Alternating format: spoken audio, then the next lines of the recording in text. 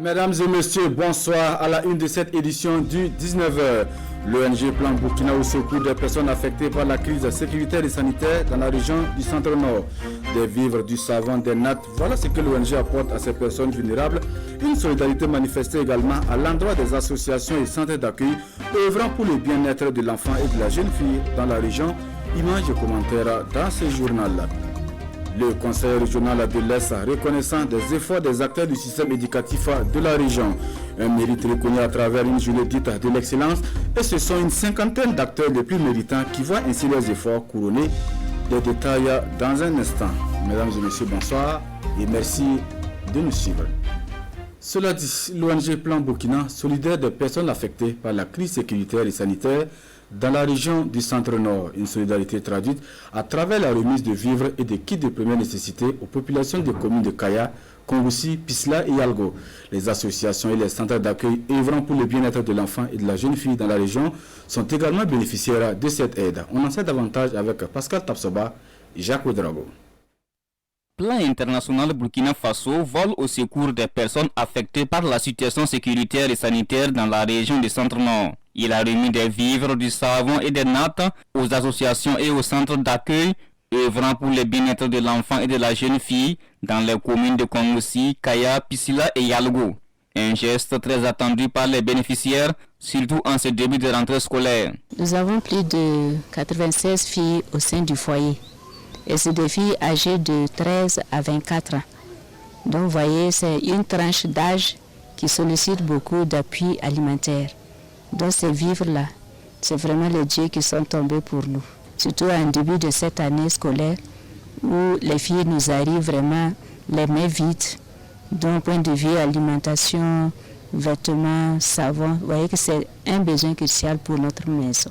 À travers ce don, Plan international Burkina Faso s'est dit également satisfait d'avoir accompli l'une de ses principales missions, qui est la promotion du bien-être de l'enfant et de la jeune fille, avec l'accompagnement de son partenaire de mise en œuvre AJPE, Association des jeunes pour la protection de l'environnement et de l'élevage. Comme nous travaillons avec les personnes déplacées internes, nous avons eu l'idée d'appuyer les différents enfants qui sont dans les centres d'accueil et associations avec des vivres pour les permettre quand même de sortir un peu de la pauvreté. Ce projet répond à ces besoins de soutenir les personnes vulnérables, notamment à travers les centres qui les accueillent, et les personnes âgées vulnérables et aussi les jeunes qui sont orphelins. À cette cérémonie de remise officielle de vivres, 25 jeunes formés en entrepreneuriat ont reçu chacun un chèque de 100 000 francs CFA pour leur insertion professionnelle. Toute chose qui vise à promouvoir l'auto-employabilité voulue par le gouvernement burkinabé.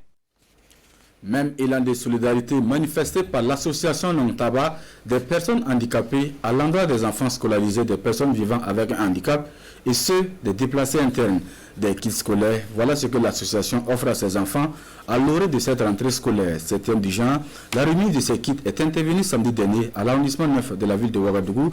C'était en présence de Adama Guiti, Franck Bazier et Sekou Zongo.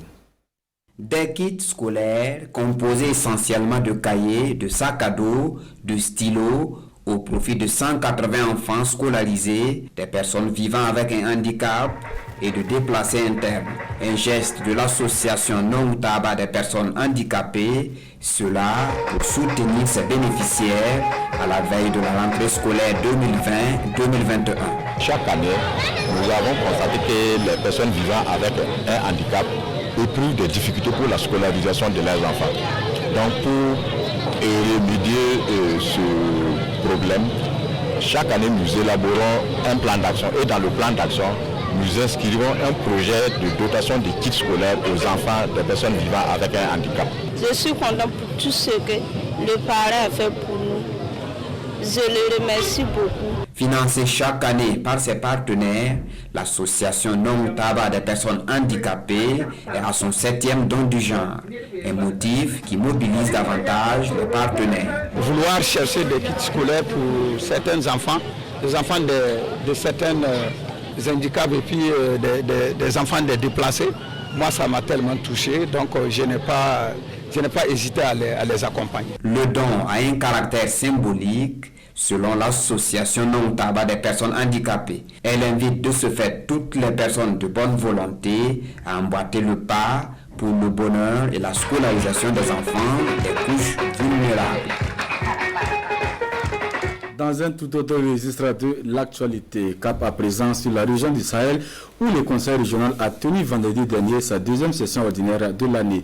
La situation de la région, la présentation du projet de logo, la situation de la mise en œuvre des protocoles d'accord signés avec les partenaires de la région, ce sont là les points inscrits à l'ordre du jour de cette session. Le compte rendu de Albert Nebié, Brema Kane et Lazare Sanou.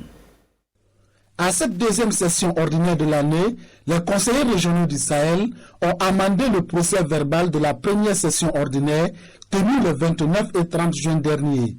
Plusieurs autres points sont également à l'ordre du jour. Le contenu, c'est surtout aussi pour échanger sur l'état de mise en œuvre des partenariats que nous avons établis avec un certain nombre d'acteurs de développement qui sont sur le terrain et avec lesquels le Conseil régional du Sahel a eu l'occasion de signer des protocoles. Donc il est bon qu'à un moment donné on s'arrête et qu'ensemble on essaie de voir qu'est-ce qui est fait, quels sont les acquis, quelles sont les insuffisances et éventuellement corriger ce qui peut l'être. Nous voulons également nous doter d'un logo. Cela fera l'objet d'échanges pour que tout le monde comprenne qu'est-ce que c'est que ce logo et qu'on se l'approprie à travers nous toute la population de la région du Sahel. Au dire de Amidou Diko, le Conseil régional du Sahel a plusieurs projets en cours de réalisation. La construction des blocs de radiologie au SEMA de Seba et de Gorom Gorom, la construction de l'université de Dori, la cité de la région, la mise à disposition de 40 moulins à grains au profit des femmes de la région. L'excellence célébrée dans la région du Sahel, à la région de l'Est plutôt, et ça à faveur de la 4e édition de la journée dite de l'excellence initiée par le Conseil régional de l'Est. Enseignants, élèves, structures éducatives, jeunes formés au métier, bref, les 50 meilleurs acteurs du système éducatif voient ainsi leur mérite reconnu. Occasion pour les autorités régionales de les inviter à maintenir le cap pour des résultats encore plus probants. La culture de l'excellence pour une éducation de qualité dans un contexte de défis sécuritaires et sanitaires, c'est le thème de cette journée de l'excellence.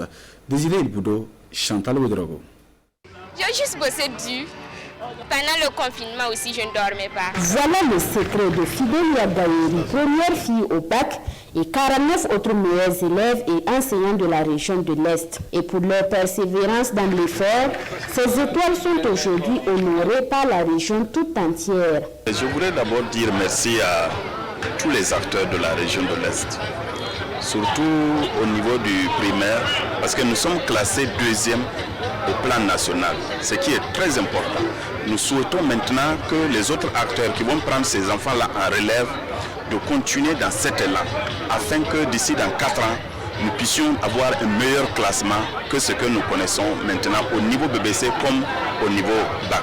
Patron de la cérémonie, Coparé et plusieurs autres acteurs se sont mobilisés pour récompenser les plus méritants avec ces lots composés de motos, de vélos, d'ordinateurs, de kits scolaires et plusieurs autres soutiens. Mes remerciements et mes félicitations au Conseil régional de l'Est qui, depuis 4 ans maintenant, nous gratifie de cette belle cérémonie qui célèbre l'excellence dans l'enseignement, en primant tant les élèves que les enseignants, car on ne peut pas parler de meilleurs élèves sans parler de bons enseignants. C'est pour nous aussi, en tant que fils de la région, une occasion de revenir, encourager nos jeunes frères, les stimuler à toujours faire davantage dans le travail.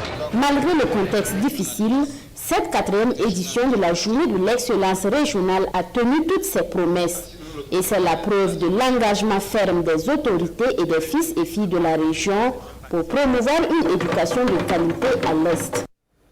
Clap de fin pour Show Vacances Culture de Wayugia, tribune de promotion de la culture dans la région du Nord. Plus d'un mois durant, les élèves des différents établissements de la cité de Nabakango ont rivalisé en musique, danse et défilé de mode.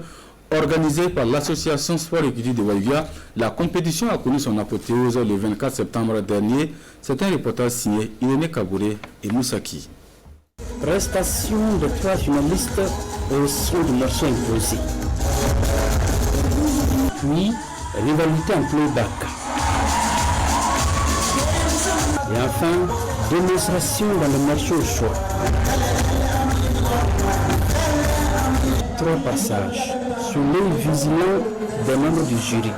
À la fin, les étoiles d'or du secteur 2, sacré vainqueur de la 3e édition du show Vacances Culture de Waïbia. On nous a donné 200 000 francs CFA. Nous sommes contents parce qu'on a eu la coupe. Les anges de la Côte du secteur 3, classés 2e, obtient un kit scolaire et 150 000 francs CFA. Et le 3e, la nouvelle génération du secteur 7, se console avec un kit et la somme de 100 000 francs CFA. Show Vacances Culture est organisé par l'association Sport et Culture de Waïbia, ASCO. Je suis très ravi, très comblé et je peux dire que mon objectif est atteint. L'objectif de ASCO est atteint, l'objectif du promoteur est atteint. La culture est un pilier du développement. Avec cette manifestation, on fait la promotion de la paix et la tolérance, toute chose qui bannit la haine entre nous. La 3e édition du show Vacances Culture s'est tenue cette année sous le thème Culture et paix, rôle et place de la jeunesse. La compétition a aussi fait la part belle au défilé et à la Miss ASCO. Les 3 ont reçu chacune des prix d'encouragement. Ici à Ouagadougou, la 3e édition de la Coupe de la jeunesse de Nyoko 1 a connu son dénouement samedi dernier. FC vainqueur face à JCS-ST était l'affiche d'encore de cette finale. Une finale remportée par FC vainqueur sur le score de 4 buts à 1. Le film du match avec Adama Giti et Abdoulaye Kaboré. À cette 3e édition de la Coupe de la jeunesse de Nyoko 1, c'est l'équipe des vainqueurs FC qui remporte la finale face à JCS en 2 fois 25 minutes. Aruna Tapsoba des vainqueurs ouvre le score à la 6e minute de la rencontre. Au cours du jeu, sur une erreur de marquage, Laurent Yamuro égalise à la 15e minute. Saban Kaboré réplique sur une frappe puissante et donne l'avantage à son équipe. En seconde période, vainqueur FC reprend la partie avec plus de détermination. Sur un exploit individuel, l'inarrêtable Saban Kaboré s'offre un doublé. 3 buts à 1 pour vainqueur FC. Pour se faire respecter, JCS multiplie les actions offensives, mais n'arrive pas à trouver le chemin des filets. Saban Kaboré, encore lui, se fait remarquer avec le coup de chapeau dans les arrêts de jeu et devient le meilleur buteur de la compétition. Score final 4 buts à 1 en faveur des vainqueurs FC. Comme récompense, l'équipe des JCS pour sa 2e place reçoit des médailles d'argent, un jeu de maillot et empoche une somme de 100 000 francs CFA. Vainqueur FC reçoit des médailles d'or, un jeu de maillot et une somme de 150 000 francs CFA. Plus le trophée. Le promoteur Elhadji Kassomouni Kema se dit satisfait de l'esprit du tournoi.